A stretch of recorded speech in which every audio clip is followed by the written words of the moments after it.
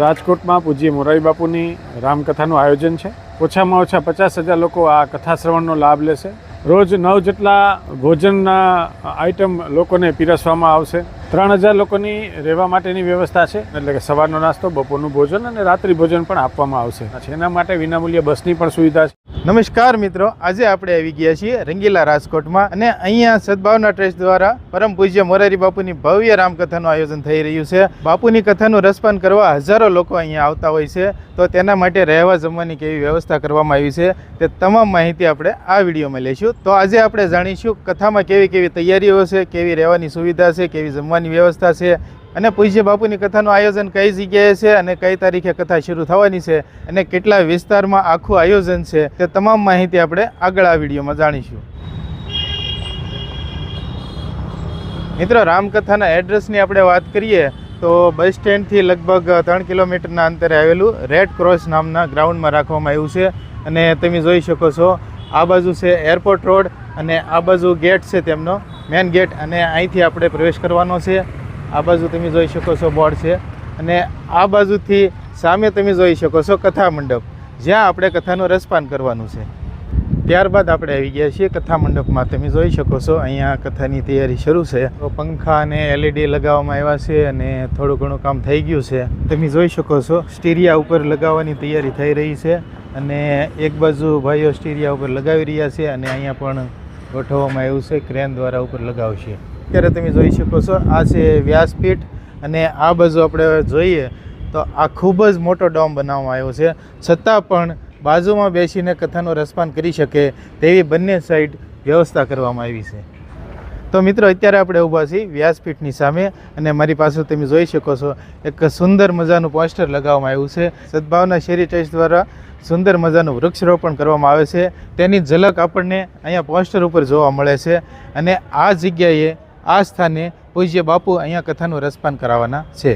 અહીંયા મોટી સંખ્યામાં કુલર લાવવામાં આવ્યા છે, તમે જોઈ શકો તે પણ એકદમ વિશાળ કુલર છે અને જે શ્રોતાજનોને ગરમી ન થાય તે માટેની પણ વ્યવસ્થા કરવામાં આવી છે। તમે જોઈ શકો છો પંખાનું ફિટિંગ થઈ રહ્યું છે અને આગળ ભાઈઓ પંખા લગાવી પણ રહ્યા છે। કથાની તારીખની આપણે વાત કરીએ તો તારીખ 23/11/2024 શરૂ થશે અને 1/12/2024 પૂર્ણાવતી થશે।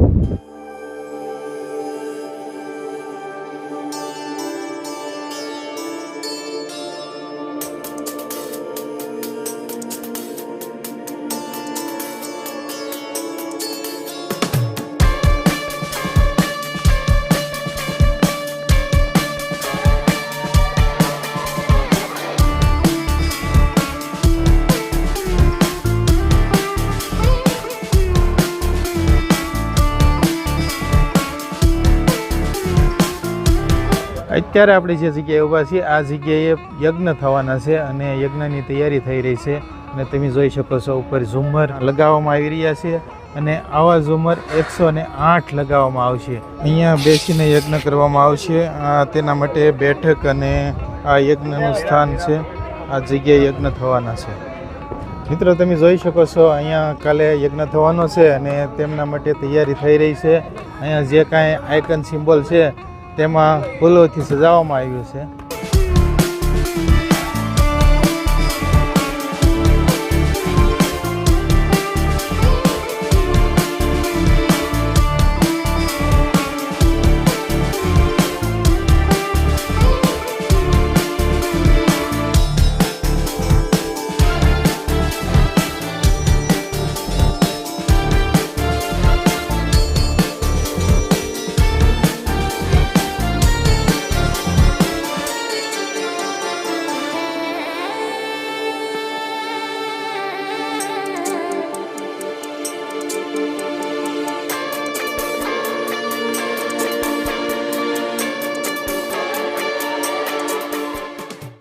સદભાવના વૃદ્ધાશ્રમ જે 30 એકરમાં આકાર લેવા જઈ રહ્યું છે જામનગર રોડ ખાતે, જેમાં 1400 જેટલા રૂમ હશે અને આશરે 5000 જેટલા વૃદ્ધો તેમાં રહી શકશે। તેના નિર્માણના લાભાર્થી માટે રાજકોટમાં પૂજ્ય મોરારી બાપુની રામકથાનું આયોજન છે। તારીખ 23 નવેમ્બરથી 1 ડિસેમ્બર સુધી આયોજન થયેલ છે। આશરે ઓછામાં ઓછા 50,000 લોકો આ કથા શ્રવણનો લાભ લેશે। રોજ કથા પૂર્ણ થયા બાદ આ બધા ભક્તો પ્રસાદ પણ અહીંયા ગ્રહણ કરશે. આ સિવાય ખૂબ મોટા પાયે મંડપની વ્યવસ્થા, જેમાં 50,000 સ્ક્વેર ફૂટના 4 ડોમનું આયોજન કરવામાં આવેલ છે. રસોડાની વિશિષ્ટતા કહીએ તો 18 જેટલા આખા માણસ સમાઈ જાય એવા ચૂલા બનાવ્યા છે અને એમાં રોજનું 22 મણ લાકડું વપરાવાનું છે.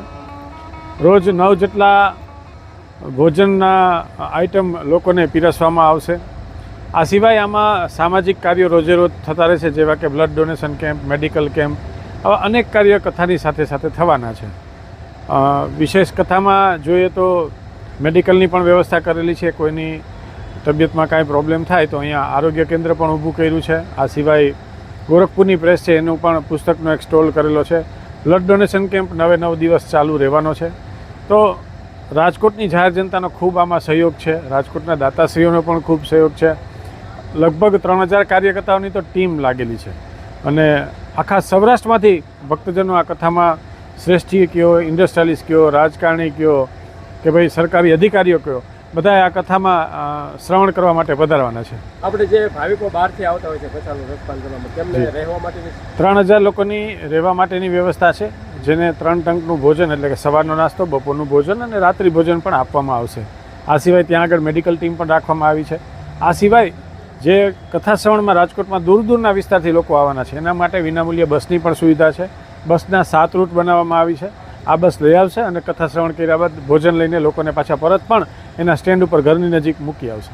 રહેવાની સુવિધા કઈ જગ્યાએ? રહેવાની સુવિધા આપણે સોરઠિયાવાડી ચોકમાં રાજકોટ નાગરિક સહકારી બેંક છે એની પાછળ છે 3 બિલ્ડિંગ, એમાં સુવિધા રાખેલ છે. આ જે ગ્રાઉન્ડની અંદર તો આપણે જે કથા મંડપ અને ભોજનાલય, કથા મંડપ છે, 3 ભોજનાલય છે અને ભોજન પ્રસાદ લેવા માટેના 2 ડોમ છે.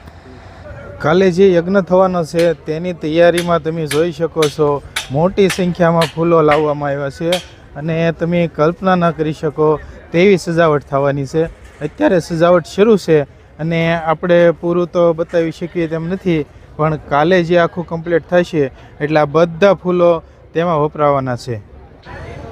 આ જગ્યાએ આપણે જોઈએ તો અહીંયા યજ્ઞકુંડ, હવનકુંડ રાખવામાં આવ્યા છે. આ બધા બોક્સમાં અહીંયા ખુરશીઓ છે, જે લોકો મહેમાનો આવશે તેમને બેસવા માટેની વ્યવસ્થા અહીંયા સારી રીતે કરવામાં આવી છે. અહીંયા તમે જોઈ શકો છો ગેટની તૈયારી થઈ રહી છે અને તેની સામગ્રી આ બાજુ બધી ગોઠવવામાં આવી છે.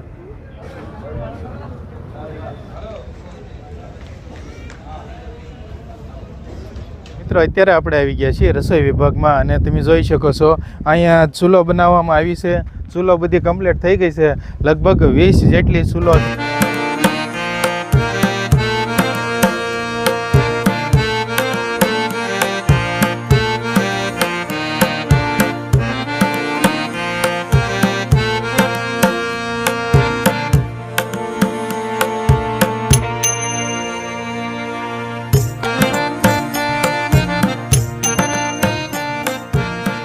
આ જગ્યામાં જનરલ ભોજનાલય થવાનું છે અને તમે જોઈ શકો છો અત્યારે તૈયારી શરૂ છે. ઉપર કાપડ લગાવી રહ્યા છે અને એકદમ વિશાળ જગ્યામાં આખું આયોજન રાખવામાં આવ્યું છે. આ બાજુ રસોઈ વિભાગ છે. રસોઈ વિભાગના જે કાંઈ વાસણો છે તે બધા આ બાજુ વાસણો, આ બાજુ ચોકડી બનાવવામાં આવી છે. વાસણની સફાઈ આ બાજુ થશે. ગ્રાઉન્ડમાં તમે જ્યારે પ્રવેશ કરો ત્યારે સરળ રીતે તમને સમજાવું તો આ બાજુ મેઇન ગેટ છે અને આ કથા મંડપ છે. અહીંયા યજ્ઞ થવાનો છે અને આ બાજુ રસોઈ વિભાગ છે. તો રાજકોટ મુકામે પૂજ્ય બાપુની કથાની આપણે તમામ માહિતી લીધી. આશા કરું છું તમને આ વિડીયો પસંદ આવ્યો છે. જો વિડીયો પસંદ આવ્યો હોય તો એક લાઇક કરી દેજો અને ચેનલને સબસ્ક્રાઈબ કરી લેજો અને કમેન્ટમાં જય સિયારામ લખવાનું ભૂલશો નહીં.